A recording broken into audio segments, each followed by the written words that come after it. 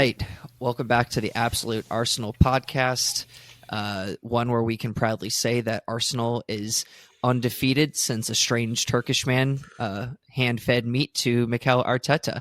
So on that note, as always, joined by Rob Steinhauser and Christian Escalera, ready to rock. And yeah, we're coming off a 5-0 win, which we'll obviously get into.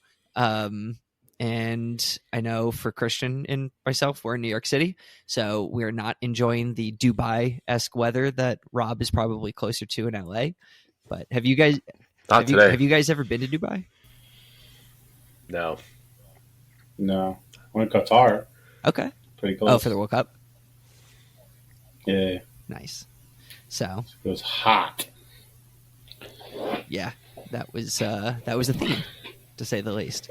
But yeah, so I mean, it seems like the guys got a good break, to say the least, going to Dubai, and they actually have apparently 10 days until the next match too, against Crystal Palace. Perfect. So if they want to go back to Dubai, I mean, it seems like they kind of have to do that before every match now.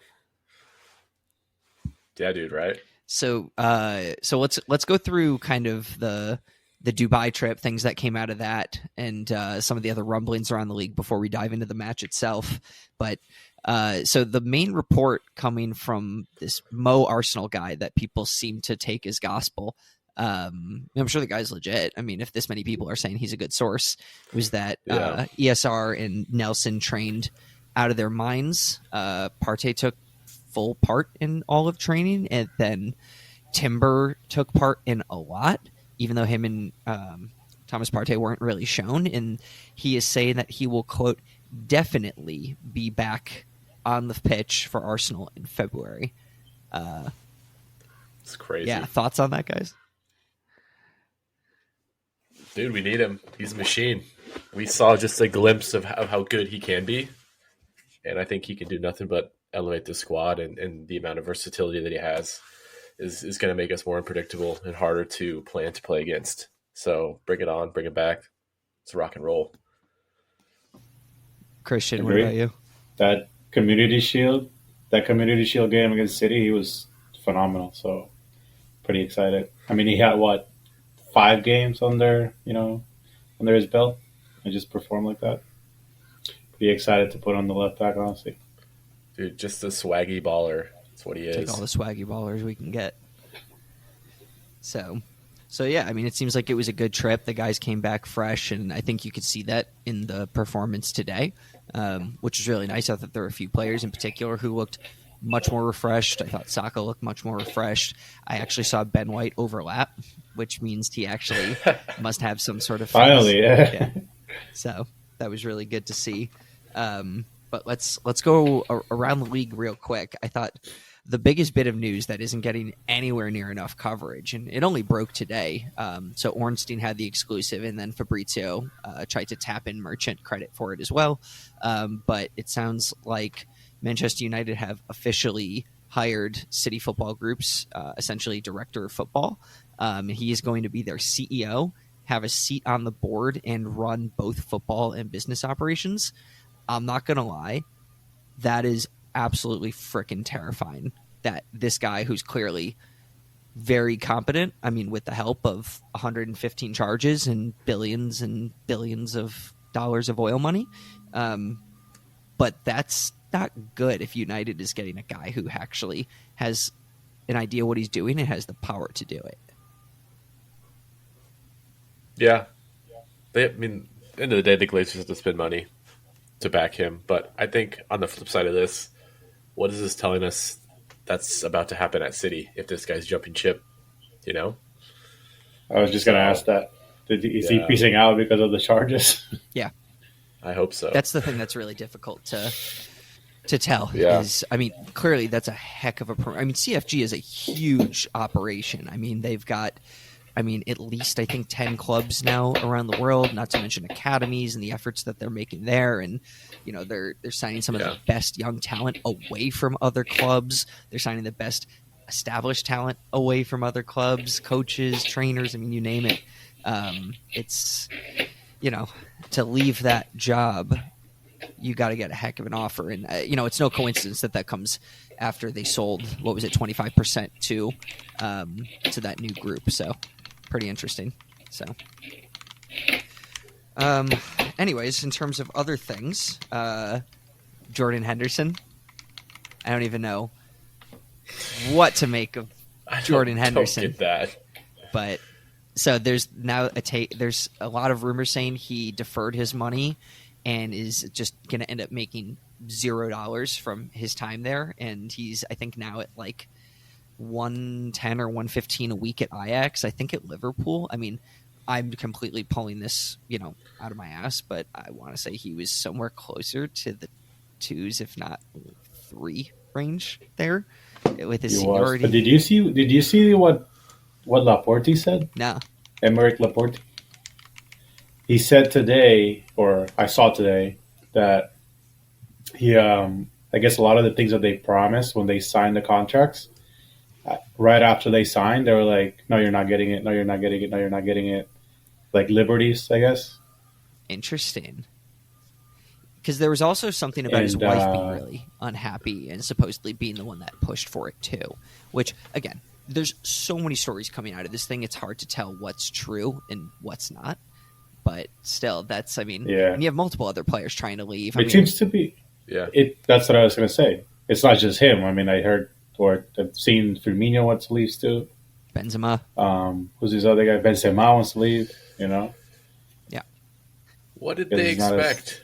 Like, what do you expect? I mean, Henderson's. When you go to sign. They weren't even getting 1,000 fans at the team Henderson plays for with Gerrard and him and whoever else is on that team. I mean, and let me be the first to say, I would never have an issue with someone taking that money and going to Saudi. I mean, I know these guys make silly money as it is, but that's just a level that's just not keeping your family rich. That's keeping every generation for forever, all the people important to you. That's just a whole different level. And anyone who says that they're above taking that money, I'm sorry, you ain't. Maybe there's the 1% of the 1% who really would stand by it. And, I think we can watch the PGA Live example is, the PGA guys who stood, quote, loyal got screwed. And that's a whole separate rabbit hole. But, other big transfer that seems to be heating up and looks like it's going to happen, which is, in my opinion, amazing news for us, is Kieran Trippier going to Bayern, leaving Newcastle. There's been reports about Newcastle needing to sell, and they were linking us to go after Isak. I'm like, there's no circumstance that they would ever allow him to go to us. That's just not going to happen. But Trippier going to Bayern, I mean, I think he's a phenomenal player. There are people who love to shit on him, but I think he is absolutely class and up there with the best. He'll do really well there. I mean, that's amazing news for us because he was always my biggest worry when we played Newcastle, other than Bruno Guimaraes, of course, trying to, kill somebody on the pitch, but that's a different story. It's just going to make Bayern difficult in the Champions League. Yeah. Because, it's just going to make them that much better, Can't wait. Which worries me. So let it happen maybe in the summer, after we win the CL this year, and then they can take Trippier. Wait, is it happening now in this window? Yeah, they already opened talks and everything. Fabrizio has been reporting. I mean, unless some drastic change happens, it seems like a pretty open thing that they're going to let happen, which, again, is very, very confusing to me based on what Newcastle is trying to build. If they're letting Trippier leave, I don't see Isaac as impossible as I did like 2 weeks ago. But they're selling him abroad. They could be. Yeah. I don't think they would sell Trippier to a legitimate domestic rival. Yeah. Let alone to us, who were the exact kind of club they're chasing. We have some bad blood too. Yeah, facts. Although shout out Joe Willock getting Arsenal or getting Arteta out of his charges. So that was pretty cool. Yeah, dude. Who? Joe Willock, when Arteta went in front of the panel, he literally was like, no, the ball was out. I saw it, and you shouldn't punish him because he was right. Everybody saw it. Yeah, but Agent Joe, appreciate it. And Joe was actually, there were three, if you remember, there were three Willick brothers. We had him and Chris, and I think it was Matty Willick was at United. And Joe was supposedly the worst of the three and has by far been the best of them. I mean, Chris was supposed to be the next big thing and just totally wasn't. But I digress. And, the last bit of non-Arsenal transfer news I'll bring up is, so apparently Lukaku was pretty much agreed between Chelsea and Roma to finalize a transfer there at the end of the season for somewhere in the range of, I think it was 35 million. And now that they sacked Mourinho, it sounds like there's a very good chance that that agreement is kind of torn up, probably on Lukaku's side. I don't know whose side, actually. I mean, for 35 million pounds in January, would you take a punt on Romelu Lukaku? No, never in a million years. No. Never. I don't think he fits us. I had to ask. I honestly don't think he fits us. Never. Well, I mean, I would take it 100%, but I don't think he fits us as he's gonna be our starting 9. You know? Would you? But you would pay 35 million for him, or you wouldn't? Yeah, absolutely. I think it's not. I think Never. 35 million for him is a bargain. He's a player that can score 3 goals in a game easily. I would. He scored 5 games. I would definitely do it for 35 million. I'll do it. Especially if we need goals. He comes in the second half, strong, fast, creates chances. Take it. I mean, it's not going to happen. It's a. Wait, is he on loan on Roma or is he? Yeah, I think he's still on loan from Chelsea. I think it's continuous loans between Inter and all of that. Oh, definitely. Not getting it if Chelsea has it. that's the part I left out is that he's still Chelsea. So, I mean, the other thing is when it comes to Arsenal, I mean, I'm talking transfers. I mean, let's forget Arsenal for a second. The Premier League, there's nothing happening. It's a really weird January, and I think I think all this FFP stuff going on between Everton and Forest, and you hear Arsenal constantly talking about we can't do anything. You've got to assume Chelsea. Newcastle, City are all in the same boat. I mean, it's a really weird one. I mean, you hear about some outgoings, but there's nothing significant incoming anywhere. I mean, for us, I mean, the rumblings that have happened thus far are that Cedric could go. Who cares? El Neni could go. Please. Who cares? I care. I know you do. I love Mo El Neni. We've been over this. I love El Neni. But let's be real. Who cares? It shouldn't matter. Yeah. Me. Next up is West Ham coming in for Smith Rowe, to which we said absolutely not, and Smith Rowe said absolutely not, and that's that. And he came on actually with some time to get into the game today, which we'll get to later. He was gliding, bro. That was really He good. was gliding with the ball. It was fucking joy to watch. It was.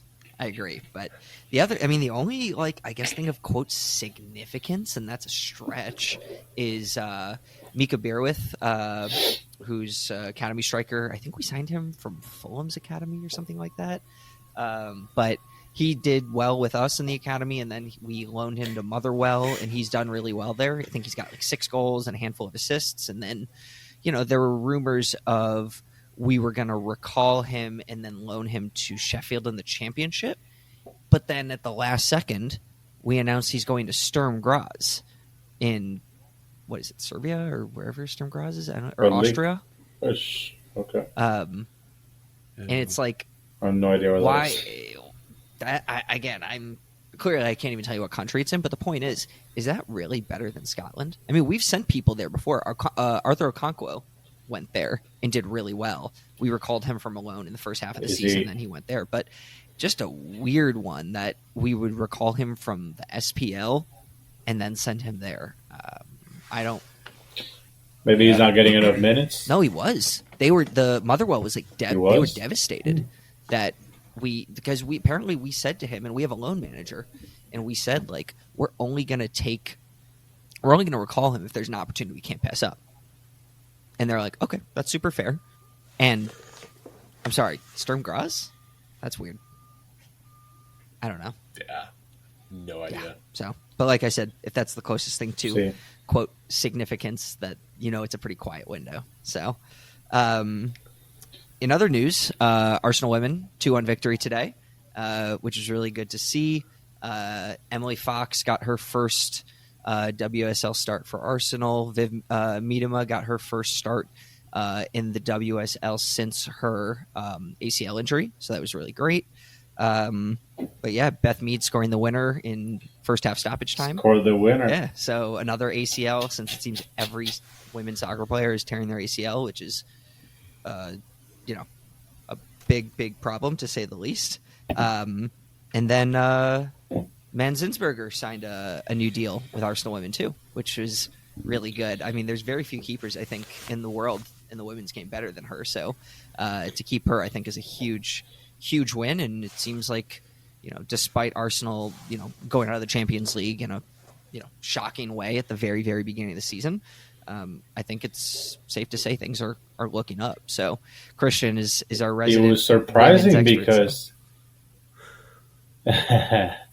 it was surprising to me because there's been a lot of sound with Mary Earps since like August, Yeah. and we couldn't get her in August, and then all of a sudden, in January we extend the keeper that we have, which she's pretty good, to be honest with you. That's what I'm saying. Like, Yeah, she's very good. definitely a lot of like rumblings and whatnot, but I don't really think you can do a whole lot better than her. I mean, I'm more than happy for her to continue to be our keeper. I mean, if an extraordinary thing comes out, I just think trying to pull an Arteta. I mean, a Just woman's have 2 top goalkeepers. a on the woman's team.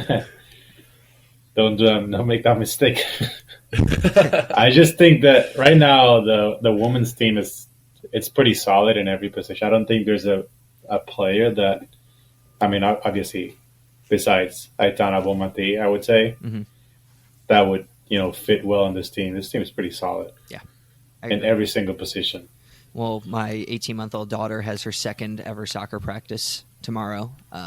So so give it like 15 more years, and she'll start to break. Project Bonmatí. That's it. That's what we do. Project Putelas. Yeah, man. So it'll be good. All right. You guys get to jump into the game? Let's do this. Yeah. Let's party. All right. So I would say that if there was ever a perfect game after we've been real shit, and let me stop there. I don't think we've been real shit. I think we've been real shit at scoring. I think the Fulham match we were actually shit. But in terms of our play, I don't think we've been that shit. It's just we can't put the ball in the net. I digress. I think there couldn't have been a better first match to come back to after a little bit of a break than a match at home with the Emirates behind you against a team like Palace who are struggling. I mean, you saw there were protests in the away end and the owners were there. And Roy Hodgson's sitting at the pitch side for a while, just staring into the abyss, knowing this is probably his last ever match. Well, Graham Potter looks on, but ultimately, I think best match you could ask for, best opponent situation you could want.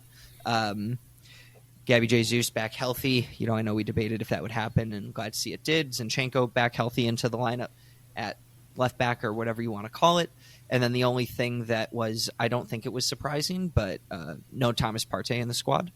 Again, I didn't expect him to be there, but the only real thing of note, the only shame I would say came on the other side was that Michael Olise still has a hamstring injury and was not able to play. Good for us on the day, bad for him to audition for Arteta. Yeah. So. Yeah. I mean, looking at the match facts, I was completely wrong. When we talked last time, I thought we would lose. I didn't think we'd score a goal. I think, Christian, you said like 4-0 we'd win or 4-1 something, and so you were really close. I said 4-1. You said 4-1. I said 2-1, I think. But technically, by the stats, we scored 4 and Crystal Palace scored 1. It wasn't. I have no idea how they ruled that Gabriel the second header in an own goal, because he hit it on goal and it hit the keeper and went in. So how that's an own goal? Yeah. I mean, I'm not a stats nerd. I think he just bounced back. Yeah. Shame, but you could tell his English. You think we were good? I don't know. I was going to say, do you think we were really good right before Gabriel scored the goal? Because I think the first couple of minutes, I don't think we were that. that good. I think scoring the goal opened up the game a lot. Yeah. We did struggle a little bit until we scored the second one, and then after that, it was a party. But I just feel like the first couple minutes, it was still like a mirror of what we saw against Fulham and West Ham. I wouldn't say Fulham. Or I would say West couple Ham. Minutes. I would say it was very much like West Ham. Fulham, we were just awful everywhere. West Ham, another match where we were good in, not in the final third. And I thought the first 10 minutes before Gabriel scored the goal, I mean, it was the same stuff. Odegaard had a chance, but he took a touch too many again. We were I thought we had some really good free-flowing football. The Emirates was getting behind them, and they were excited. But yeah, I didn't see the final third production again. We did have Zinchenko at one point pop up all the way at right back and play an insane diagonal ball to Leandro Trossard, who, if you want to talk about a Dr. Jekyll and Mr. Hyde match, I mean, that first half was tough from Trossard. He was bad. Right after he scored the goal, he just came back to what he is. He was just like struggling. He scored, and then he just like flipped the switch and turned into, the player that he is. Yeah. It's crazy what scoring, could do to you. So 10 minutes in, we get a corner. Great goal from Gabriel. Was that the one? Rice played that one in. Rice took the corner because it was that's from the, if you're facing the goal off the left, that's where Trossard's been taking the corners and has been, again, I love Leandro Trossard, bought his jersey this year. I don't mean to, kill the guy, but the worst set piece taker I might have ever seen, the way he's played from set piece. I mean, in general, but the set pieces in the last, month, I mean, it's been pathetic. I mean, way long, way wide, hitting the first man, and Declan Rice steps up, takes a perfect corner.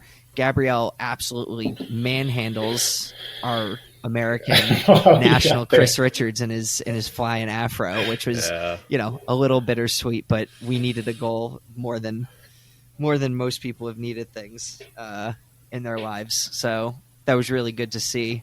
And obviously Gabriel got a second one, which we'll get to later. But Gabriel, since he signed for Arsenal, is the highest scoring defender in the world since he signed for us. I think in 2020, was it?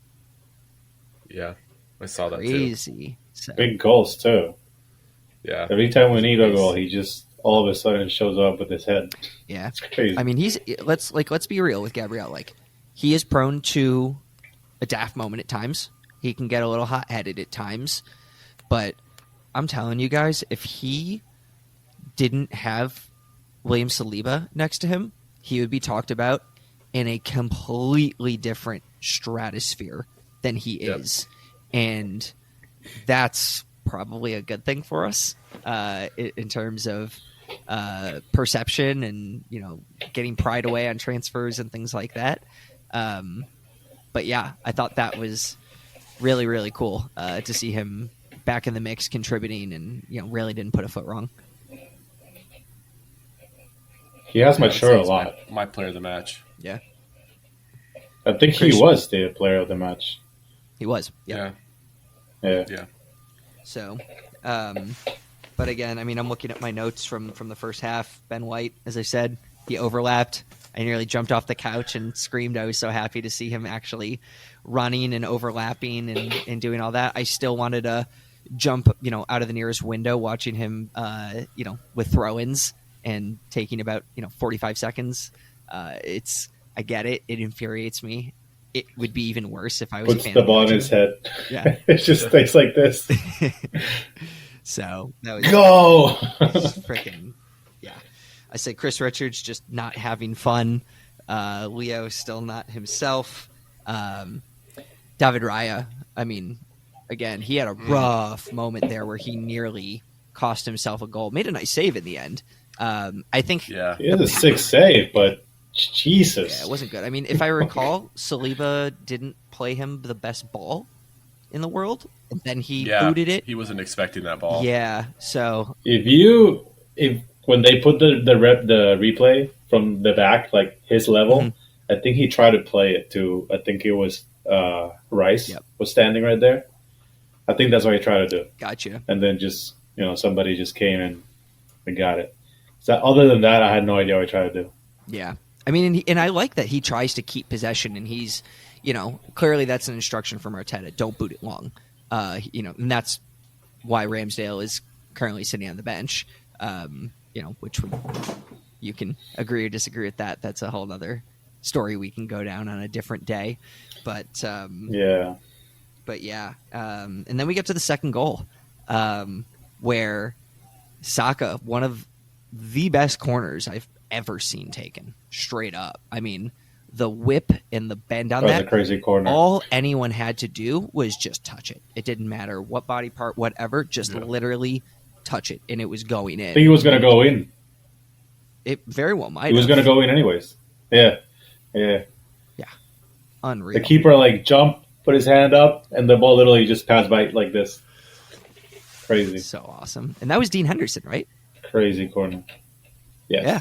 So, and I guess he's united. Him and Johnstone are in a bit of a keeper battle, which is really, really interesting. So,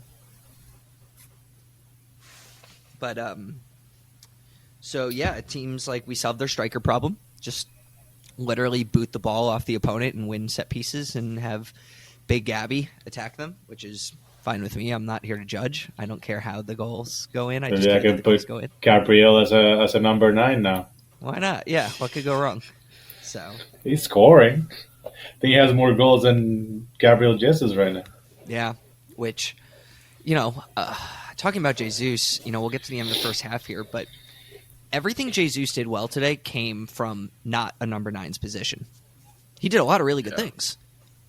But up top, I mean, it was like retro, Emmanuel Adebayor, watching him get called for an offside every what seemed like 2 to 3 minutes. I mean, I don't have the stat in front of me, but the number of offsides he was called for today was just painful. But then he wins us a goal, his play on the counter off the wing.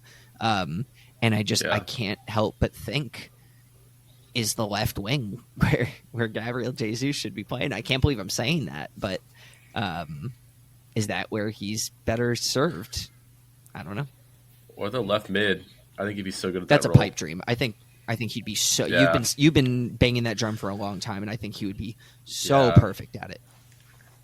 Because he's so good. At the left mid. Yeah, the left 8. Yeah, coming back, getting the ball, turning and going, distributing, and then he can just sprint down the field and overload the box. Man, I think he'd be so good at that role. But yeah, just interchange him and Havertz during the games.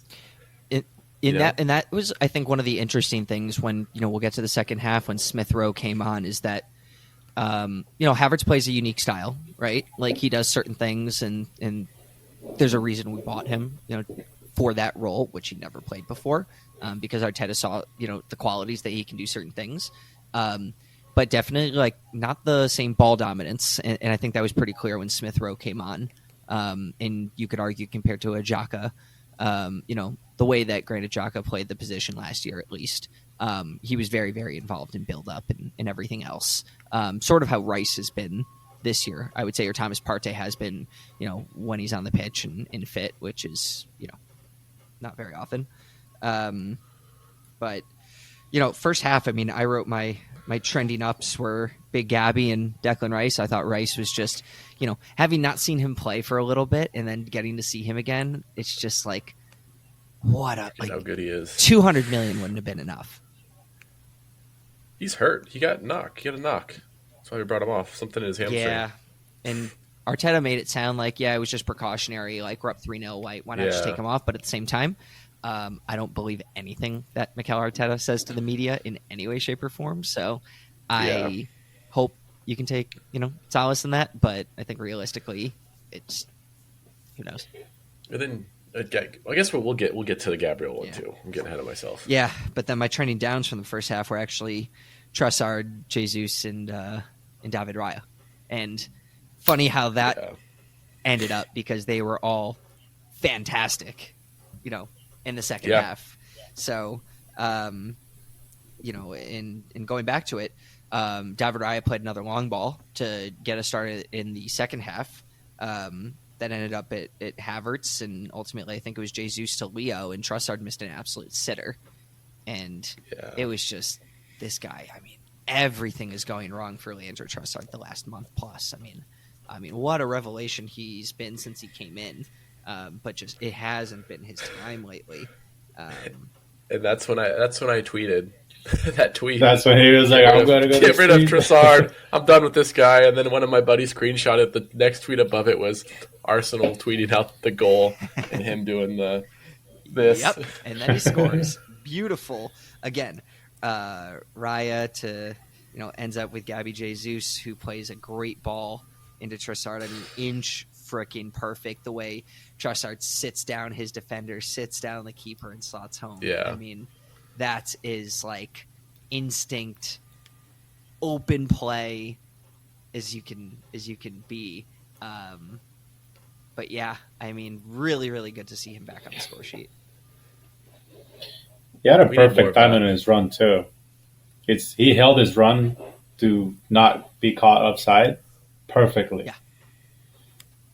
He was like jogging. As soon as he saw, Jesus about to do the, pass it, he just sprinted. Yeah. It was amazing. It was everything you want for a team that's ticking.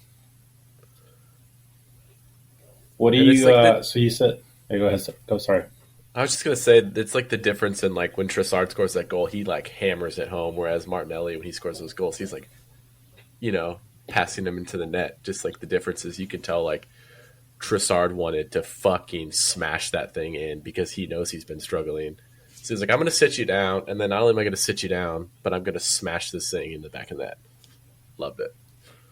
Composure, bro. For that cut. Amazing. No, I was going to say... Sorry, I keep interrupting you. Go ahead. I just thought of something else, but go ahead. No, I just...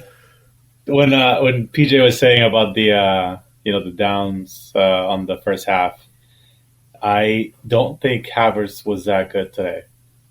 I think his role of creating, like you said, Xhaka used to play that role. I don't think Havertz had any impact today, defensively or offensively. He was just roaming around, didn't bother. Like he was just playing his his match, no mistakes, but didn't really have an impact. That is what we got last year so much from Xhaka. He stepped up, and I don't know. I think at the beginning of the season he scored 5 goals in I don't know how many games. Yeah, and created and assist. So it's interesting. I would like to see more from Havertz. I agree. I'd like to see more, but really, I didn't really notice him, to be honest. And I know it's funny because last week I was like, I didn't notice Jorginho. That's exactly what I want from that role. And then now there's Havertz in it, right? And I'm like, I didn't really notice him. And I can't really say if he was particularly good or bad. I'm not going to lie. I didn't love the dive, which I thought he did dive. I just don't, again, I don't, that's not Arsenal to me. We just don't do that. I don't like seeing it. What about Jesus? Yeah. Jesus was too fucking touchy, just fucking. He did have the one. Oh my god, dude. But I don't like seeing that from us. Maybe it's just such a lame, uptight thing. But I really, I'd have to watch it back and give you thoughts on Havertz. I don't really have an opinion.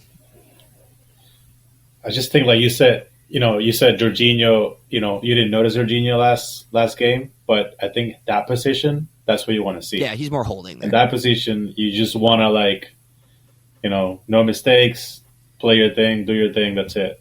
But in Havertz's position, I mean, I think we expect a lot more from him than just roaming and make no mistakes. I'd rather him make 3 mistakes, but then play a crazy through ball or dribble players than just playing like Jorginho plays. First touch here, there, that's it. Yeah, and that leads us to pretty much what happened next. Is we went up 3-0 and we got the shock of a lifetime with a pretty early set of subs, including the the fan club's favorite person, Emil Smith Rowe, getting on the pitch. And yeah, I mean, we alluded to it a little bit earlier, but I will say, I think people are going a little far with how good he was today. I thought he was very good. I think they're a little over the top. I mean, the applause and the ovation he got when he came on was almost like it was a new crazy. signing. I mean, it was unbelievable. Yeah. I mean, how much he is loved by, Gooners all around the world, but clearly in, N5 in London and the Emirates. But, I think immediately saw what he can do on the ball. I saw a lot, something that I always thought about Mesut Ozil, and I think a lot similarly with Havertz, and I thought Smith Rowe did the same thing today, was they get plaudits for these unbelievable plays, I mean, especially in Ozil. But most of the time, Ozil just played the simple, boring ball of just like, yeah, we just keep it ticking. This is what we do. We keep it moving. We make the smart play. And that was really what Smith Rowe did today. I didn't think he did anything that crazy, but he just kept things ticking really well. I mean, he had that break into the box, that better first touch. There's a good chance he's slotting that home. But again, with all that said, I thought he was fantastic, and I think he has 1,000,000,000% earned a start at the left 8, because I don't think Havertz was any better than he was. In fact, I would say Smith Rowe was better than Havertz, and there's absolutely no reason, if he's training like an animal, not to give him a chance. I think he had flashes of good plays. They had that chance that he didn't really control well. He had another one across from the left side that the defender got there a second before him. But I think in terms of the team, I think the team worked a lot better with him on the field, especially in that, I don't know, did he play, 35 minutes, maybe 25? I think he came on right around those 25 minutes. Those 25 minutes that he came in, I think it was just the team itself, maybe not him. He's not really a player that it's like Ronaldinho is going to take 5-6 players, but the team was working so well with him. Yeah. He came on in the 69th. He would get the ball. So so he got a good chunk of time, and what's funny is we talked about the ovation he got. Martinelli came on with him for Trossard. I mean, Martinelli is also beloved, and he got a good yay Martinelli, but that was nothing like Emil Smith Rowe. Yeah, I think he played fine. I think if Havertz does the same thing, we're not talking about it. I think we're only talking about it because it's ESR. But I do agree with Christian. I think his movement off the ball is better than Havertz's kind of in that, that midfield area. So I think the team did play a lot better when ESR was on the pitch. But I love him. He didn't do anything special. If Havertz does the same thing that ESR does, we're not talking about it. I completely agree. But I think he does. I think he deserves a start, and I think we play Forest next. Yep. Perfect game for him. Yeah, 100%. Give him 60, 65 minutes. Couldn't agree more. Yeah. And then, dude, what's awesome? We can bring Havertz in off the bench. Big, strong, tall German to score goals. Yeah. Love it. When? Go ahead. Do you think? When? I know we're not towards the end of the match yet. I'll save it for that. No worries. Sorry. No, it's all good. So, Eddie Nketiah came on for Jesus in the 81st, and Kivior came on when Gabriel went down. And again, hopefully that was just precautionary. We're up 3-0. Also, shout out Bukayo Saka, played the entire match again, even though we were up 3-0 in the 59th minute. But anyways, so two things of note is with Eddie and Kivior. Number one, I'll go Kivior first. Since he was actually playing left center back, I thought he looked so much more confident. There was one sequence where he was on the ball, sort of on the left side, again, in those positions that Gabriel is usually occupying, and he just played everything. You could tell it was instinctive. He wasn't thinking. He wasn't worrying. He wasn't like, am I doing the right thing that Arteta wants me doing in this role because it's unfamiliar to me? He was just confident, and there wasn't much to see. Let's be honest. He came on in the 81st minute of a 3-0 match against a team that was a complete disaster, to be generous. But I thought he looked really good. I think he's very confident when he plays in the center back.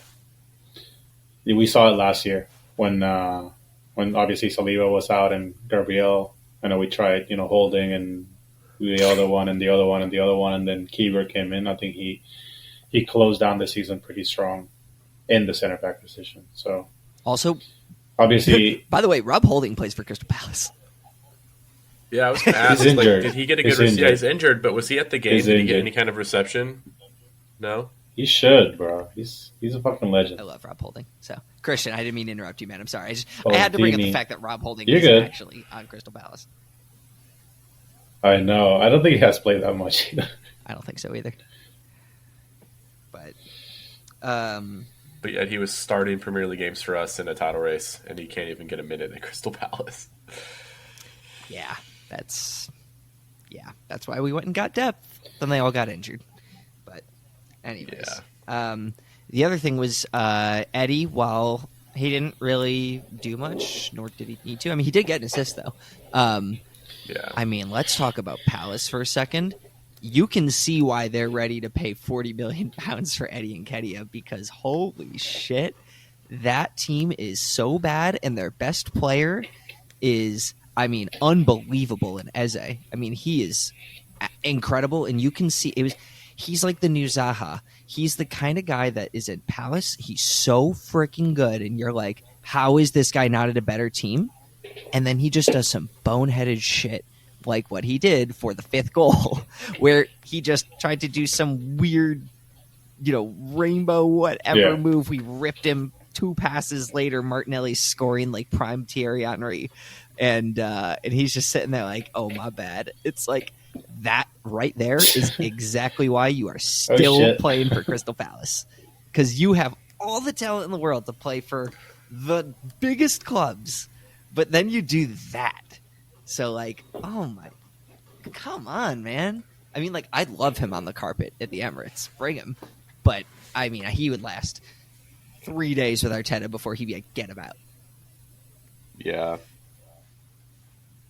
So, I want to just take some time to talk about Martinelli. And, yeah, go for it.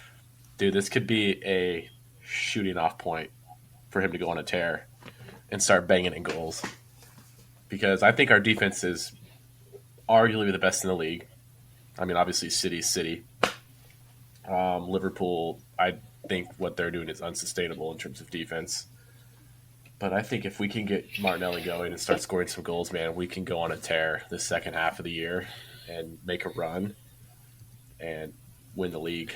And we need Martinelli to get back into form to bang in 15 goals. And I'm hoping that this match, those 2 goals he scored, and they weren't just they were not simple goals. They were beautiful. Like, he passed the ball into the net, like you said, looking like Henry scoring when he had that number 12 long sleeve on. Like, come on, baby. I need Martinelli to go on a tear. So, I want to shout out Christian, because Christian last week said, I would not start Martinelli. I want him to stay coming off the bench and stay hungry. And for someone who's not the biggest fan of the manager, you made some managerial masterclass quotes here. Yeah. I texted Arteta. I'm like, dude, this is what you need to do with Martinelli. I mean, you came out right. with hunger, dude.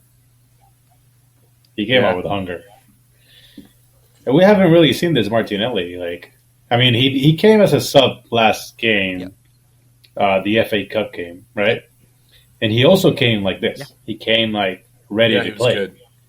Yeah. But now he's adding goals. He's so good on tired legs, like, because he is so quick with the ball and he's so dancy with the ball. Like, he could be a super sub to come in late, because this dude's going to attack you, and those legs are heavy and those legs are tired. Same with Nelson. And those legs are going to get... Yeah. That's why I'm such a fan of Reece Nelson coming in, too. I mean, I think that either one of those guys... Surprised that he didn't come in today, huh? I think he probably would have if it weren't for the 2 injuries. I think Rice going down and Gabriel going down are why he didn't come on. I mean, again, who knows? But, maybe Jorginho comes on anyways. But I think Reece Nelson would have gotten on otherwise. But again... This manager is You know what's ironic? I'm going to say he's unpredictable because he's usually so unbelievably predictable. But anyways, Today, I guess the warm weather helped him too because he did things today that we haven't really seen the magical Salt in Bae meet. 2 seasons. Yeah. Oh my god. Well, Christian, would you Yes. start Martinelli next against Nottingham or keep him on the bench? bench. Bench? So you'd start Trossard again? Yeah. Or would you put Jesus on the wing, Havertz at the 9, and ESR at the 10? Actually, we'll talk about our preferred lineup. I mean, honestly, I would put Nelson as Don't answer that. starting. Interesting. All right, we'll do lineups at the end. We'll do lineups at Yeah. the end. So let's table this for a second. The last thing I'll say is that, and we texted about this a little bit. It seems pretty clear, if the rumors are to be true, that Graham Potter is going to take over Crystal Palace. I, for one, think Graham Potter got a horribly bad shake. I think he's a fantastic manager, and I Yeah. think it's been shown very clearly that the most established guys, doesn't matter who you are, you're not saving this Chelsea team in this current setup. Yeah. And I just think he had no win situation there. He was successful every step of the way coming up, and this Palace team has so much young talent in it. Young established talent, but also, you saw the young academy guys, multiple young academy guys came on today.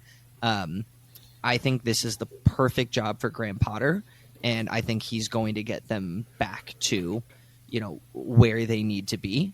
Similarly to the amazing job he did at Brighton. I'm not saying Crystal Palace has the scouting network that Brighton has. I don't think anyone in the league does. They're just perfect at what they do, and they know their lane, and they stay in it. But would love to hear your guys' thoughts on Graham Potter and taking over Palace. Christian, go ahead. I think really high of him as a manager because one of the reasons why Brighton was so good or how they came, to where they are now, it's him. And he went to Chelsea, and obviously he did it terrible, but it's like United. It doesn't really matter which manager you put in. It's just, I guess, the structure of the club or whatever it's happening that we don't see. It's just terrible, and just that's how obviously the manager is always the first person that gets the boot. When something is not going well. I think that's a great shout. I think the United comparison is bang on. I think the United, there's an element of that in terms of just if the whole, if the base is rotten, and I'll say the same thing. I think David Moyes got a horrible shake at United. I think that was a no-win situation, but I also think anybody coming in for a manager who's been at the helm that long, it's the same thing with Unai Emery. I don't think Unai Emery stood a chance, and if Arteta came in when he did, or when Emery did, like we all thought was going to happen, I think he would have gotten killed. And it's a good thing he didn't come in at the start. But ultimately, I think the Chelsea comparison to United and whatnot, it's bang on. And Rob, what do you think? I think Potter Sorry, go ahead, Christian. Potter is a done deal. There was no other reason why he would be at the Emirates watching the game. Yeah. Because he had zero ties with us. He just wants to watch beautiful football. Yeah. And I think, Exactly. like you said, when Roy Hodgson stayed in the field, I think he already knows too that it's just bound to happen. Until they sack But Potter they and did bring get him back. a nice result. Yeah, exactly. They got a nice result versus City, away. They got a 2-2. Cole But Palmer, man. I think that's like the only salve. Yeah. Cole Palmer's a baller. No. I mean, Palace got a Favorite. 2-2. Oh, Palace. Palace got they a did. 2-2 result wait. against City. Right, That was because like that's 2 what we were games saying. ago. Olise, please don't throw it away like he did last season when he Yes. fouled whoever on the wing, and then they scored. My fault. But Rob, And, anything yeah, you want to I add mean- on Potter? I think Potter's great. I think Chelsea's a mess, and I don't think Graham Potter was like, yeah, I want to buy Mudryk for $105 million. I don't think Graham Potter said that. He didn't get the players he wanted. Dallas Cowboys like to call him Todd Bowley has no clue how to run a football club, and I think he's used kind of in American sports. These guys, you fire NFL coaches after half a season, and that's just something to me that doesn't really happen much in like soccer. So something's not working. I think his first thing is like, oh, we got to fire this guy and start over. And like, there's a good chance that Pochettino doesn't make it to the season. Who knows? So I think Potter got unfair shakedown. I think he'll get Crystal Palace and back into the 7th to 10th range if you give him enough time. And good luck to him, but just not against us. Yeah, I think seven. I think seven's aggressive, but I think that 10 to 12 would be a good result. See, I'm gonna have Tottenham falling down Okay, down the table. That, yeah. So Crystal Palace is gonna take 7th. I wish Tottenham can be 8th. They're playing pretty good. Yeah. So I'll ask you guys, and I kind of alluded to it earlier, but 5-0. I mean, looks great on paper. Did we really play that much better? I think we just scored goals. Gabriel Martinelli could have missed those 2 goals, and we'd be going like, we can't score a goal. He happened to score those 2 goals. We had 6 shots on goal. We scored 5 goals. So that's usually what happens against us. I was gonna say this one looked more of a like 3-0, 2-0 game instead of a 5-0. Yeah, I mean, let's be real. Palace staked. We scored twice from a corner, but we scored twice from a corner. Like it's not really like that's not really our strong way of scoring. So we got those 2, and then we scored another 3 on the counterattack. Counterattacks. So theoretically, again, I know open play is constituted. Counterattacks are open play goals, but just from straight build up, we still didn't score. Yeah, and I'm not saying the third one was. But I think the third one was a lot more of a how do you say, like a counterattack type of play? Corner, quick build up goal. I think the other 2 were a little more like open play, like goals. The ball went through whatever, and then through ball score. So I'll take the last 2 as the better goals. Yeah, that we scored today. That can make us like dream a little bit of playing better. We had 60% possession. We had 21 shots, 6 on goal. We scored 5 goals. We can't complain. Yeah. No, we just need to sustain it. Yeah. From all people, I'm glad to hear that from you. It sounds like Emo Rob is turning back to the good side. Emo Rob is gone. Emo Rob got a little bringing back the positivity, Rob. But what I'm thinking is we went through just a shit 3 weeks, awful, and what are we? We're tied for 2nd right now. I mean, although we've played 1 more game, I'm pretty sure we're tied for 2nd at 43. You are correct. Yeah, maybe I'm wrong. No, you're right. Yeah, we played 1 more than City. We're level with Villa and Spurs. Spurs are on 40. Villa are level with us on 43, but we have 6 more goals. Our goal difference is 22 to 16. And City are 1 less. Liverpool are 1 less. City's level with us. So City's at 43. Liverpool's at 45. We're right back in it, man. And that was after we're 5. Yeah, we're 5 points off the top. 5 points off the top, assuming Liverpool win. Yeah. And I think Liverpool and City, still have. I count City as they're going to win every single game.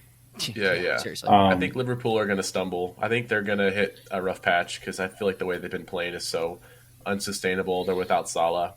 I think they're going to hit a rough patch. City may not lose a game the rest of the season.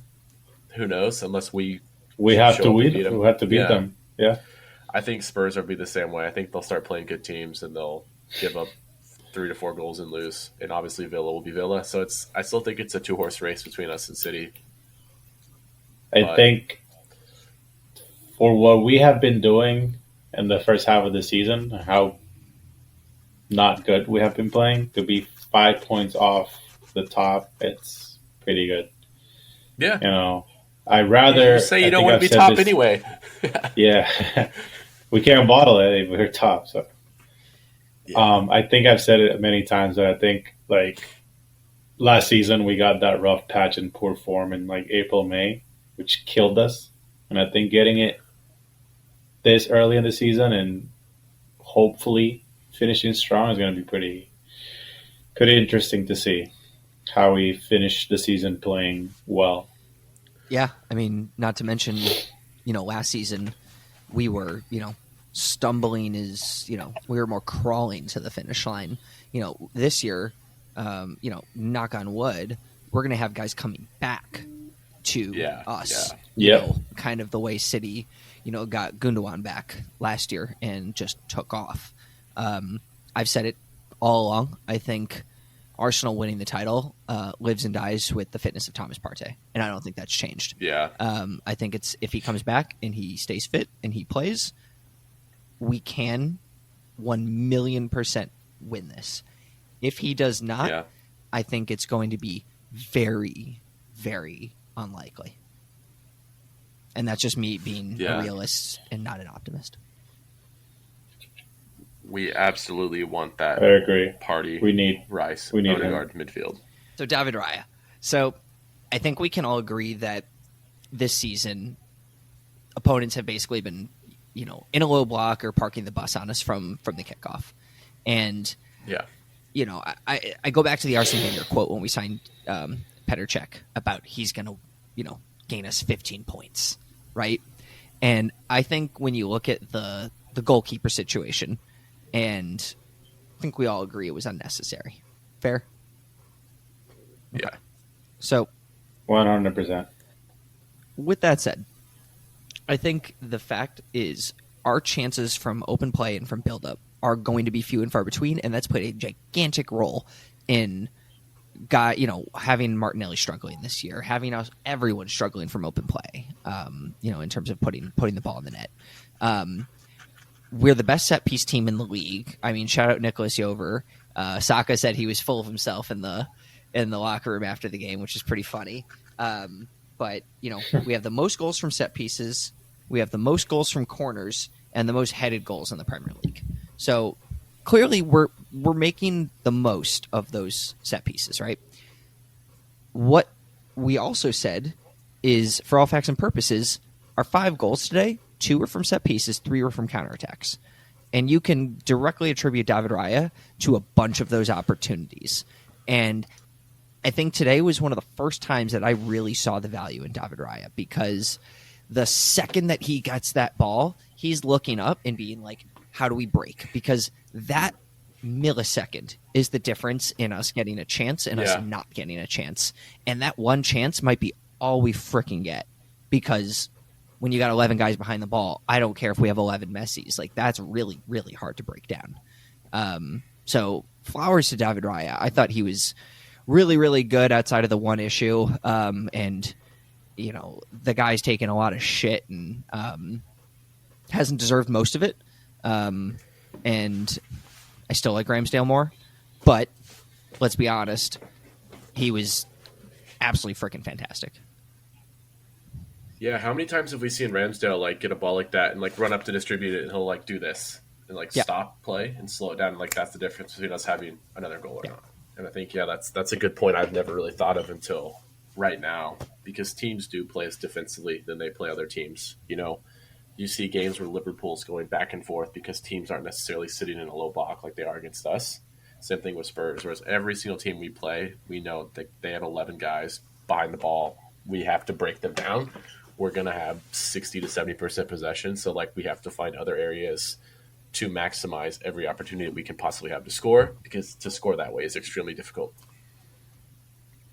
Good call out, PJ. I didn't think about that. Christian's going to say, I still just hate it. I don't. I think I don't see the difference in, the difference that PJ and you are seeing in Raya and Ramsdale in that type of millisecond counterattack. I think Ramsdale used to do that as well. I think the biggest difference between them is just playing with their feet. Although Raya has made some kind of dumb mistakes, playing, from the back, I think you could see that he's a lot more comfortable with the ball in his feet than Ramsdale is. Just the body I never thought language Ramsdale looked uncomfortable when he gets it. though. He gets me nervous. I mean, they're both no Matt Turner, but no, I didn't see like the body language. You could see Raya. He's really comfortable with the ball in his feet. He step on it. He looks. Ramsdale would make a touch and try to quickly find where to pass it. Granit Xhaka sprinting back at him from 10 yards away, and bad things happen. Yeah, I think obviously everybody wants to play, come out playing with the keeper. But I think a goalkeeper, their main, skill should be stopping goals. And in that department, I think Ramsdale is a million times better than Raya. But it's just my opinion. Yeah, and like I said, I'd still play Ramsdale.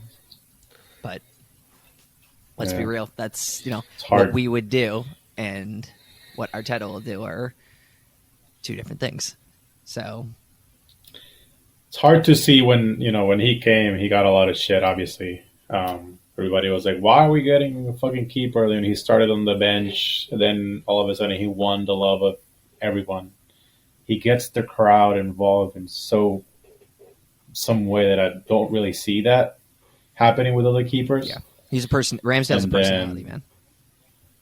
Yeah. And then obviously he doesn't do anything wrong other than going to his national team, and then when he comes back, he doesn't have a position anymore, I mean, and I think the only thing that we would say all the time is man, Ramsdale can't stop a PK for his life. And then he plays the Community Shield and he saves a penalty. Yeah. It's like, what the hell? He had no business of sitting down, It's that was his position. And I don't know, the manager thinks something else. It is what it is. But do I agree? I don't. So let's I don't think so. that's, I mean, bit harsh. That's a perfect segue into a couple of the questions we got. So first question we got was from Ivan, who very simply asked, why is Trossard not a starter? I think he has been. Yeah, go ahead. He's just been inconsistent this season. I think us signing him, we never signed him to be a starter. That was never the goal. He's a rotational player. He's going to come in and do things for us. And if, we play cup matches or so on and so forth, he's good enough to start, but he is not the starter. And he can play 3 or 4 different positions. The reason why this year he's not starting is because he just hasn't been playing well. And he scored a great goal today. Maybe he deserves to start next week. But if he comes out and has another half like he did for the first half of this game, that answers itself. He just a little, I don't know what's missing this season, but it's not just him. It's a lot of our players. They're just missing that killer edge that they typically would have in the box. And that, to be fair, him not playing as well could also have a pervading effect on the fact that maybe he's playing good balls and other players aren't scoring goals. But to put the answer simple, he's not playing good enough to justify starting.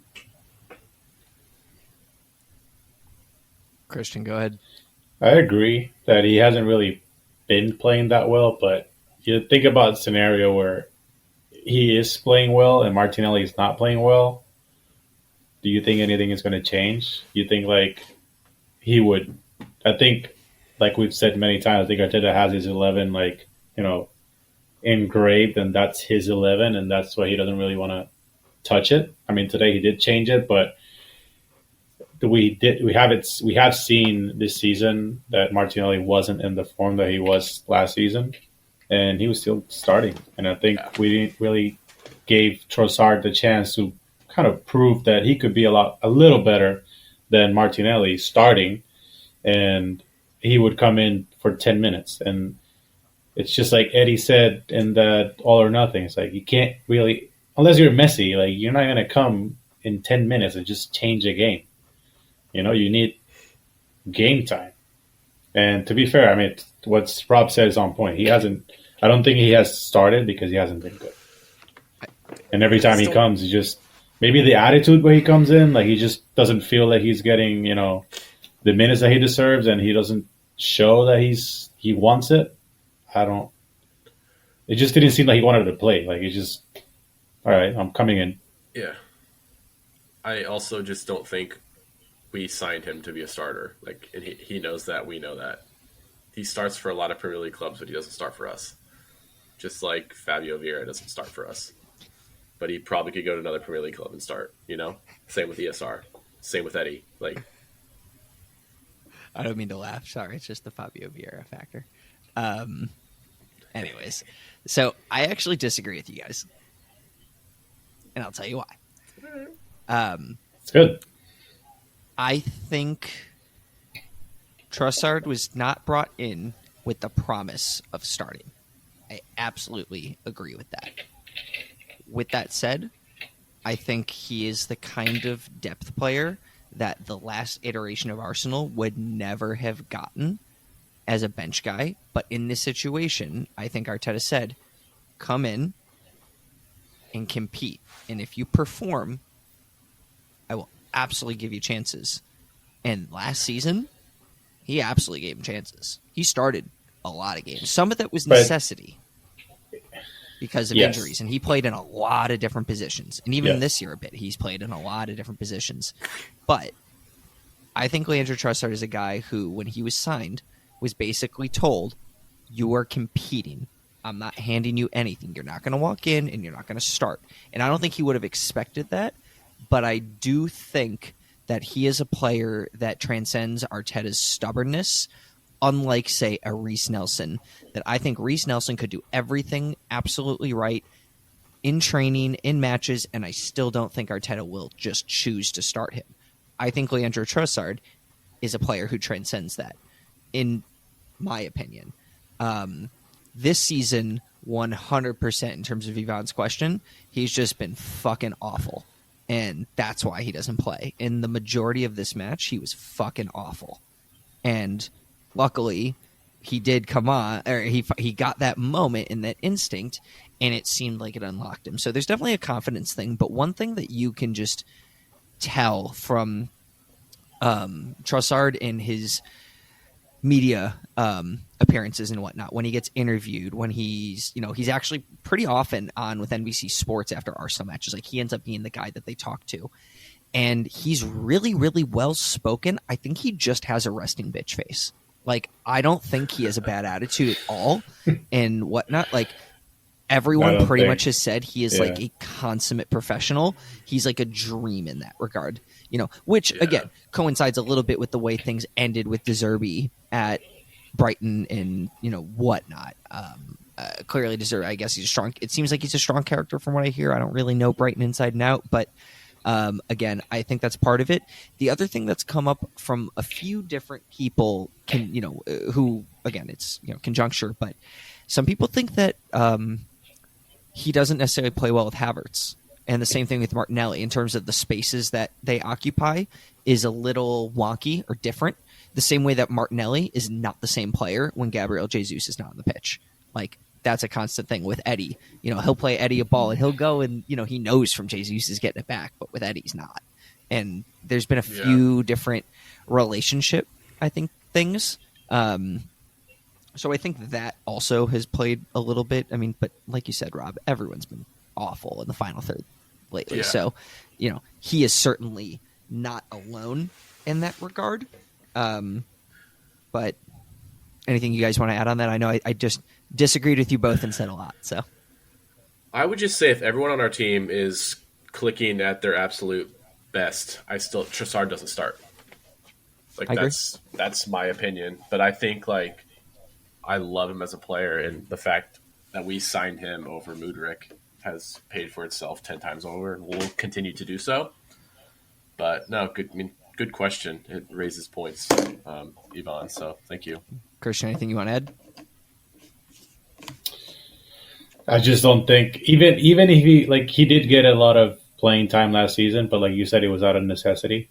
I think every time, like, let's say when Gabriel Jesus was out for a little bit and then Ketia was out, that he was filling in that number 9 role. As soon as one of them two came back, he just went back to the bench. He was in form. He was scoring goals. He just, went to the bench. I think with Jesus that was true, but he did start over Eddie multiple times when he was fit. Yeah, I don't see.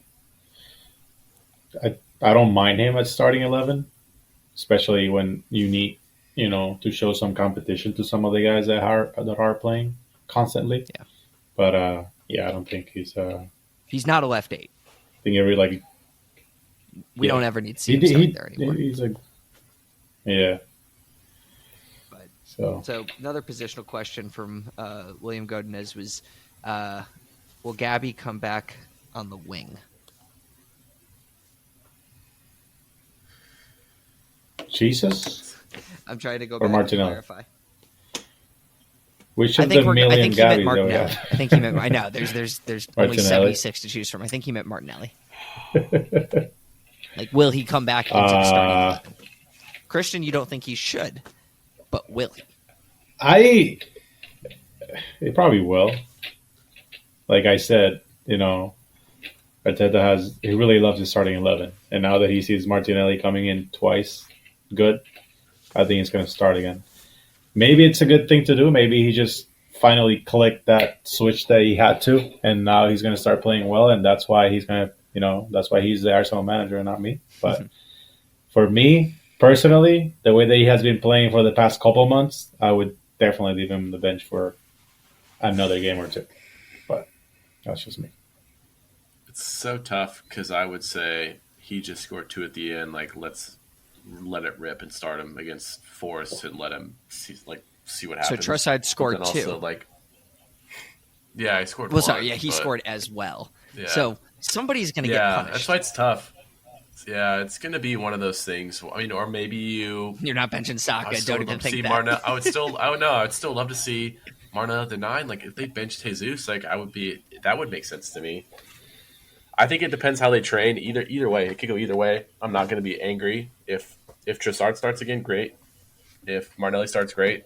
I think it's all going to come down to what Arteta wants to do and how they train this week, I guess.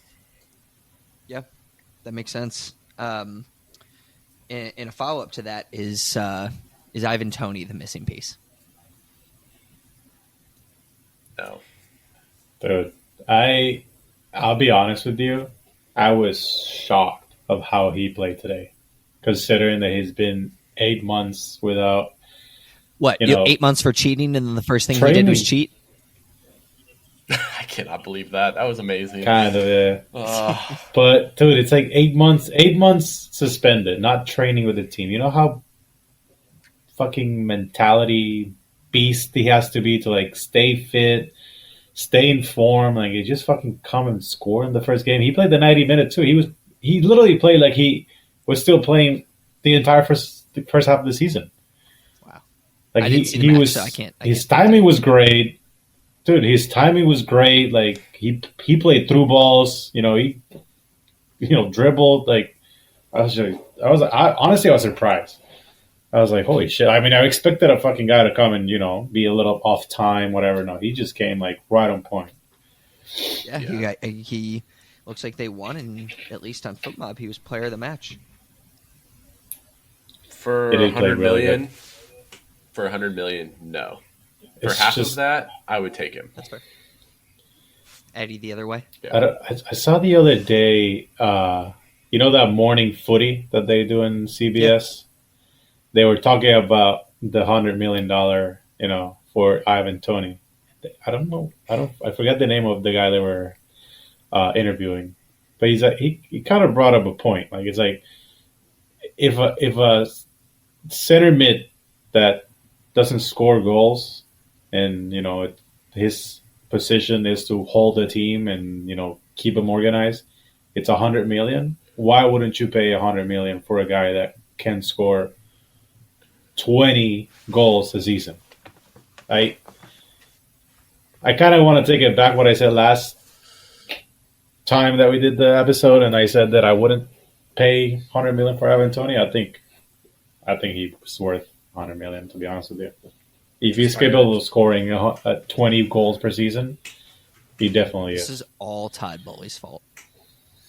Yeah, that's the thing. It's Anthony too. Every fucking decent player is going to be $100 million now. Anthony is a winger that doesn't score goals, doesn't do assists, and he costs 110 million. How's this? I love like all the stats that are like Ivan Toney has played 11 minutes in the Premier League this season, and he has already scored more goals than Anthony, or how equal or whatever it is now. Even Timo Werner had a fucking assist in his first game. This guy's still doing freaking like fidget spinning roundabouts. It's crazy. Yeah. If any Chelsea fans ever listen to this, your team ruined football transfers. So, let me see. I think. Oh, sorry. One more question. Also, Ivan, was Arteta played same starting 11 almost every game last season. Why so many changes lately, and is he trying too hard? I think he's had struggled with injuries and bad form. Yeah. And I think it took him a little bit to realize that the team wasn't playing good because we kept playing the same starting 11, for a couple of games after we were not playing good. And I think in the past, obviously FA Cup, it's something that you usually, make some changes. But I think today's team, I don't want to say it was surprised, but it was a kind of surprised that that you see Trossard for Martinelli, to be honest with you. I think that was, in my opinion, a major change, to be honest with you. Yeah, to echo what Christian said, injuries. I think I saw a stat from last year is when we had the optimal 11 playing, we never lost a match. When you had Partey out there with Jesus and Xhaka and all those guys, we did not lose a single match. I don't think Arteta's got, other than that game versus City for the Shield, we haven't played the optimal starting 11 that we want. And I think Arteta's just waiting, rubbing his hands together, like just wait until I get my 11 guys that I want. And then why would you change it? If those guys come in and they play good, don't change it, Yeah. Build that chemistry. Yeah. I think, it goes back to the, classic, what's the definition of insanity quote, doing the same thing over and over and expecting different results. And we kind of got to that point with it this season. But I think, like you said, Christian, a lot of it was injury. And then the other piece was just we ain't scoring. So, what can we do? And obviously Havertz's struggles in the early going, there had to be a breaking point of I'm sorry, dude, we got to take you out of this team. We got to take you to the firing line and try something different. So, I think at the beginning of the year, there was the whole Saudi Big Gabby conundrum. There was the Raya Ramsdale conundrum. So that quickly shifted, much like it did with Ramsdale Leno. And we all could have seen that coming. I think fitness has played a role at the back between Tomiyasu and Ben White and Zinchenko and all that. And also shout out Zinchenko today. He won every freaking aerial duel. I've never seen that from him before, but I digress. And I hate to say it, I'm not convinced the Big Gabby rumors are done because we were just linked with Matthias de Ligt, and I'm thinking, why would we buy de Ligt and he's not coming? It's not like Leandro Trossard when he's going to come to compete. A player like that is coming to start. So, didn't he just He's not starting at Bayern. He might. I thought he just got hurt. They might bring him in. They might bring him in to compete. Interesting. Knowing that he can perform, but I think the South Korean and Upamecano, I think they're the two starting. What is it, Son Min-jae or whatever his name is. Bayern Munich. Yeah. I also like Napoli, that. I think. Yeah. I also really like that defender. I think where does he play for? Sporting Lisbon or somebody, that big center back. I think his last name starts with a D. See what I'm talking about? Let me pull him up. But so while you're pulling that up, again, Partey not fit, so you have to figure out what you're doing with that. And I don't think we knew what the approach was going to be there, anyways. And then again up top, Jesus can never consistently stay fit. Saka will play no matter what, and you're seeing some changes with Martinelli. I was surprised about Trossard too. So, so with Ivan, I think, Ivan's question, I don't think Arteta's trying too hard. I think it's just you got to try something mixed with you have no choice. I think it took him a little bit to realize that he needed to do this, but finally did, and I think it paid well today. Yeah. Maybe. Man, Go ahead. I was just gonna say, I think even if everyone's healthy, like, why do we not still change the squad up?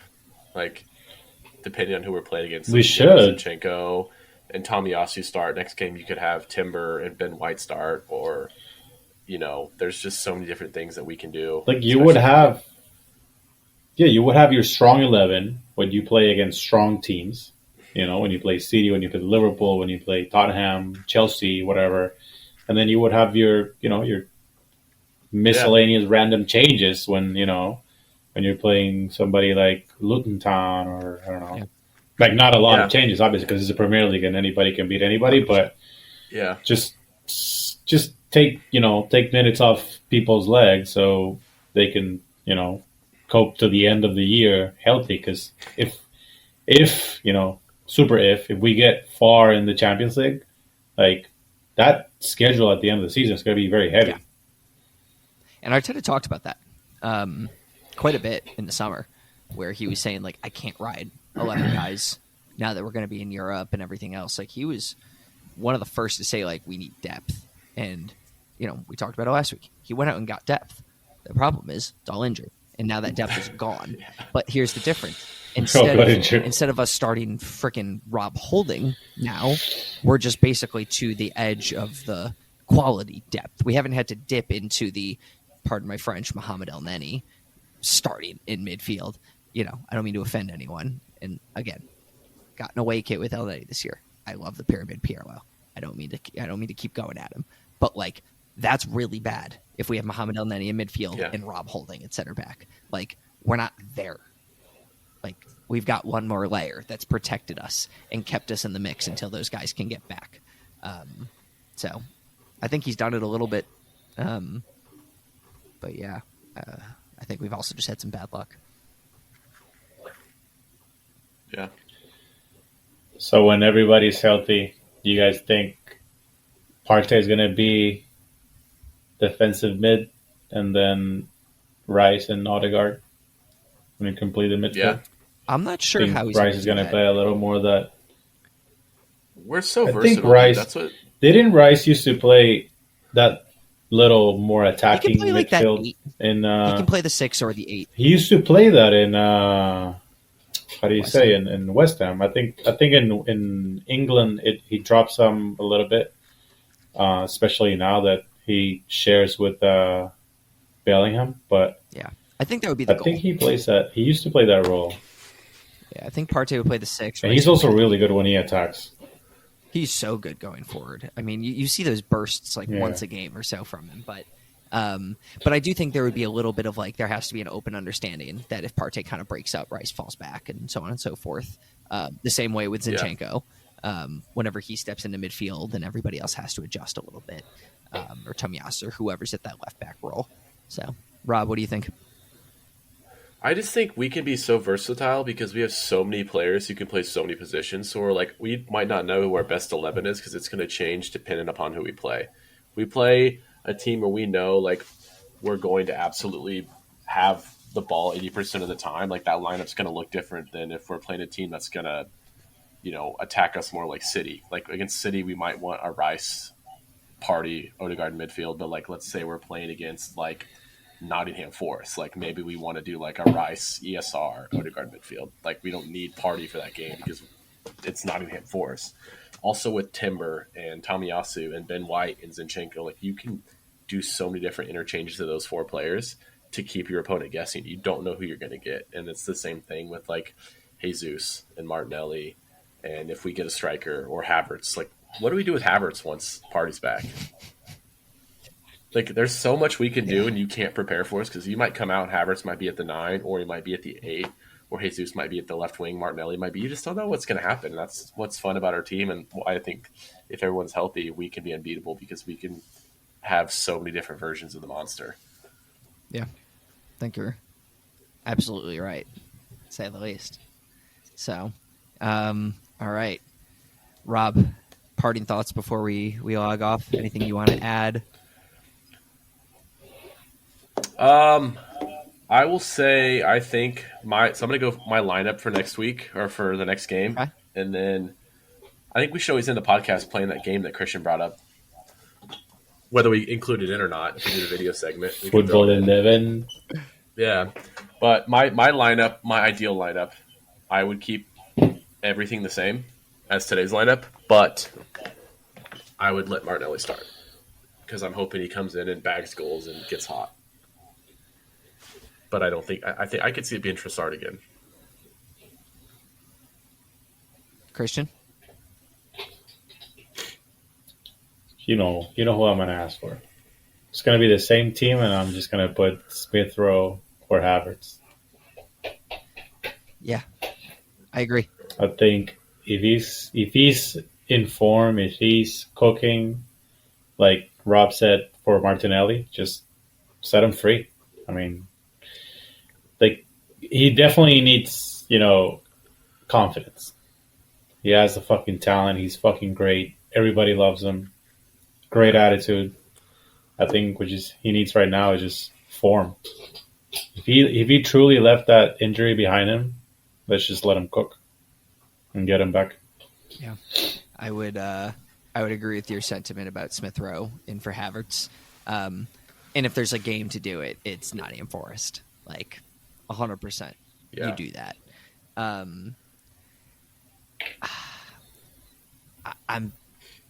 I don't think I care if it's Martinelli or Trossard.